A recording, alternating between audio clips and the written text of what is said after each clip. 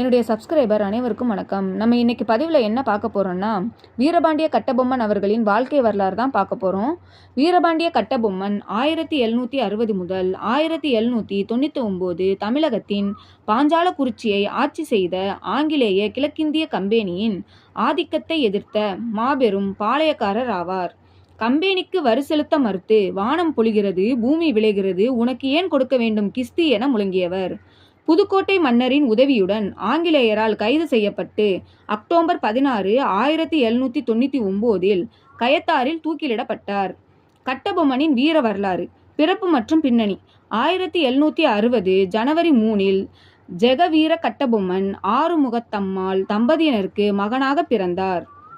தெலுங்கு ராஜகம்பளம் நாயக்கர் இனத்தை சேர்ந்த இவர் 30 வயதில் பாஞ்சாலக்குறிச்சியின் 47வது மன்னராக பொறுப்பேற்றார். ஆங்கிலேயருக்கு எதிர்ப்பு. சொந்த மண்ணில் விளை பொருளுக்கு அயலான் ஆங்கிலேயருக்கு வரி கொடுக்க முடியாது என்று உறுதியாக கூறினார்.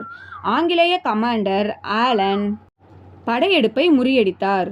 போர் மற்றும் சதி. தொடர்ந்து ஆங்கிலேயருக்கு எதிராக போராடிய கட்டபொம்மனை வஞ்சகமாக புதுக்கோட்டை விஜய ரகுநாத தொண்டையமான் உதவியுடன் ஆங்கிலேயர் கைது செய்தனர். தியாகம். அக்டோபர் 16, 1799 கயத்தாரில் ஒரு புளிய மரத்தில் தூக்கிலிடப்பட்டார். கட்டபொம்மனின் சகோதரர்கள் ஊமைத்துரை மற்றும் துரைசிங்கம் மேலும் சிவசுப்பிரமணிய பிள்ளை ஆகியோர் இவர்களுக்கு துணையாக போரிட்டனர். இன்றளவும் தமிழகத்தில் வீரத்தின் அடையாளமாக அவர் போற்றப்படுகிறார். நன்றி.